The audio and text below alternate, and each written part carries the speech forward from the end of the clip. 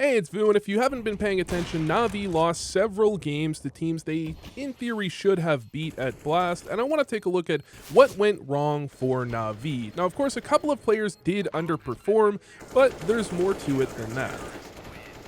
Before we go any further, I'd like to thank our sponsor, xplay.gg. Xplay runs a set of CSGO servers, one of which is Bots.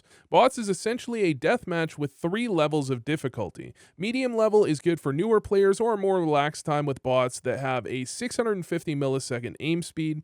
Hard level bots have a 450 millisecond aim time, and for players looking for an extreme challenge, cheater bots have a 350 millisecond aim speed, which is incredibly challenging. These servers are actually very interesting as the bots don't play anything like bots you would typically expect. They won't shoot you in the back. You've got advanced stats if you hold down E, and there are even challenges on their website where you can earn free skins.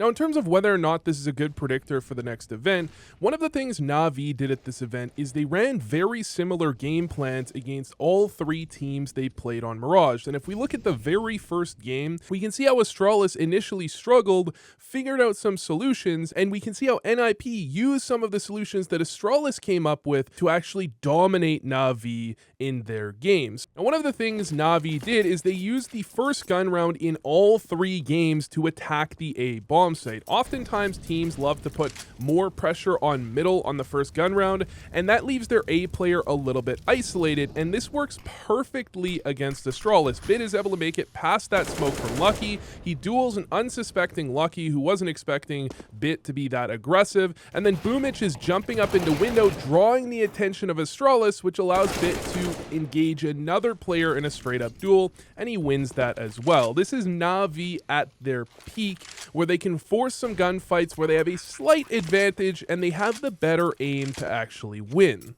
NAVI then follow this up by a delayed mid-take where they don't use a ton of utility. They're simply comfortable taking outright gunfights against players on the Astralis side, and Astralis, they actually pivot into a full mid-stack after NAVI throw this molly towards Sandwich. Glaive reads this as likely a fake, and he's going to make his way over towards middle, but the problem is that NAVI is simply going to win every single gunfight.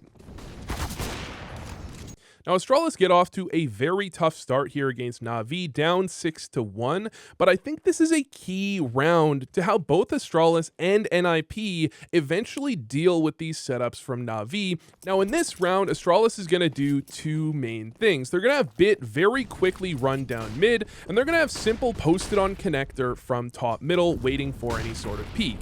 BlameF is going to go for a play he likes to go for somewhat often, which is this little swing out bottom connector that certainly has not been going very well for him so far in this game, and Bit will grab the kill. But really the point of this is to have Bit get quickly down middle and try and duel any players towards top connector that likely aren't quite prepared for him to be there. The other thing to note about this round for Astralis in particular is they learn a lot about the timings of NAVI based on what's going on here. Glaive manages to stay right side window even though he gets spammed through the wall by Simple, and once Config wins this aim duel against Bit in connector, a lot of things seem to click. So Bit's going to make his way up with a flash, Config gets the kill, and then that forces Boomich to try and support, which gives Glaive a free kill as well. Boomich, really no reason to expect that Glaive could be right side window. Round 10, Astralis took a pause, and by round 11, they have all the information they need to try to counter NAVI's game plan. And the way they're going to do that is with Lucky mollying top mid boxes, and this double push up catwalk from Zipnix and Config. They really want to isolate that player that's quickly pushing down middle on many of these rounds. But in this case, there is no push down middle, and BlameF gets shot at by Simple when Simple gets blinded at top mid. What that means to Astralis is they're likely going for a 3-man mid take, and that pulls Glaive instantly out from Ticket, and he calls BlameF over to double aggress into A ramp. They know that the A side is likely very weak from NAVI, and they weren't able to counter those late round mid controls, so instead they try to counter on the A side. But NAVI a step ahead here, know the information they gave up with that simple spam, and they rotate back over ready for this type of push. So Na'Vi is trying to be a step ahead, but note what BlameF does here. He gets the kill on the trade, but before Lucky even spots a player connector, he is fully ready for this bit lurk. They've got the timings down perfectly, where BlameF knows he's disrupted the timing. Bit's gonna try and make his way through connector to get himself a kill, and BlameF puts a stop to that and gets himself a 3K. Now, just because you're trying to counter someone's game plan doesn't mean you need to change everything you would normally do. They just adjust things a little bit. While BlameF goes for his standard underpass play that he loves to make, Lucky and Config are double opping. So BlameF's underpass play actually works perfectly to catch Bit in the middle of the open with the same play he's made several times, and BlameF can't get the second kill. However, Lucky and Config are in perfect positions to deal with Na'Vi if they try and duel out A or B, as they're so prone to doing. In fact, if you look at the utility here from Na'Vi, they have a smoke and a Molotov total in order to try and win this round. And that means if Boomich didn't get this kill against Glaive on stairs, this round would instantly collapse from Na'Vi. However, with Boomich getting that kill, there's some extra pressure put on Lucky. He doesn't get the opening kill, but this play from Config off of Catwalk does actually turn things in their favor. Lucky, with a ridiculous shot onto the bomb planter through the smoke, leaves Simple in a 1v3 that he simply can't win. Now, the setup itself in that round for Astralis didn't necessarily entirely work, but you can see in theory it made a ton of sense, and it should probably have worked if they had won a few more gunfights. In fact, that's something you might often say if you're playing against Na'Vi. Now, if we take a look at how NIP dominated Na'Vi in the first half of their Mirage game, you can see by the second gun round they're already on a double op setup, but this isn't a normal double op setup, as both ops are actually on the A side. Typically you'd see one A, one B, but in this case Fuzi has an op towards connector to try and deal with the quick mid plays, and Esatag has the other one towards ticket, ready in case Na'Vi go for what they've gone for quite a few times in this event, which is just a duel out of A, and that's actually pretty much exactly what they're going to go for here again. And NIP even go one step further. Instead of one op connector and one op ticket, they essentially turn into a double op on A, which is a little bit crazy to see outside of matchmaking. But you can see Na'Vi, they actually just flashed Boomich out of ramp, then they're going to throw a lurk smoke, but Esatag posted up, gets the better of Simple. If we take a look at what happened with Electronic, he was ready to swing out Palace as soon as contact was made from ramp. If NIP was playing a solo A player, or even if they had Esatag ticket, but nobody ready to stop that exact swing, very often Electronic gets the trade on this play. Instead, he gets pushed back, and Na'Vi essentially have to abort their entire plan because they're running into the exact counter to what they're doing.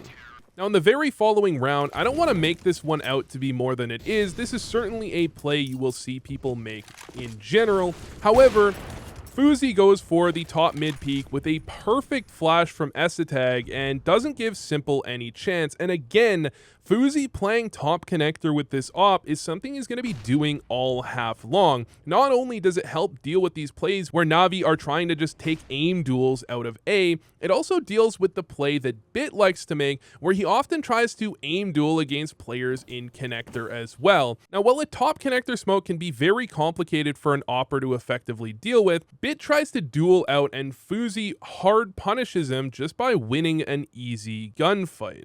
Now, this far along, it should be clear that not only are these teams trying to counter the game plan that Na'Vi is going for, but also Na'Vi isn't quite hitting shots in the way they normally would. And this round is a perfect example of that because NIP run the perfect counter setup to Na'Vi's play here, but Na'Vi show glimpses of their major form. So when I say NIP is in the perfect setup, that's because Fuzi is actually in towards window.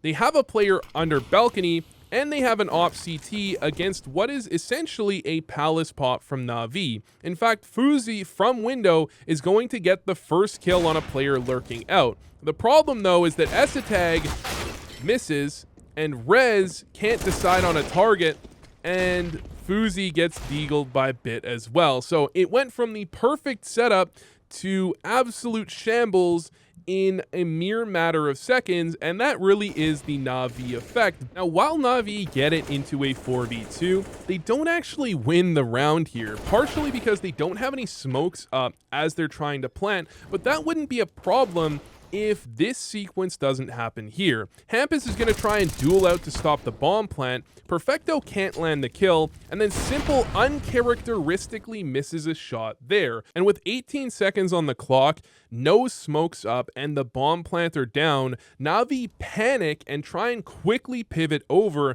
which gives an opening for Plopsky to go for a flank here and take down Bit. But it also makes this very chaotic as Na'Vi try to plant the bomb, and Hampus is able to complete a 3K. And that really just comes off the back of both Simple and Perfecto uncharacteristically missing some shots they would typically land. Now, just to clarify what I said at the beginning, that this may have been intentional, I'm not trying to say that Na'Vi is not trying to win. However, there is a much more important tournament in a week's time, and this Blast event may be one of the most forgiving events of all time, where Na'Vi really only had to win one best of 3 to make it through to the next stage, and even the teams that bombed out, cough, NA, still have a last chance qualifier, which means there's not really much incentive for Na'Vi to show off too many of their strats, and I doubt you'll see Na'Vi run 3 maps in a row with such similar game plans and what feels like a very limited set of plays they're allowed to make. We're seeing the same exact strats over and over and over, and that's why by game 3, it felt like NIP had the book read on Na'Vi and double opt constantly while very often playing 2 players towards A, and that essentially hard countered Na'Vi entirely. Anyways, thanks for watching, and I hope this helped.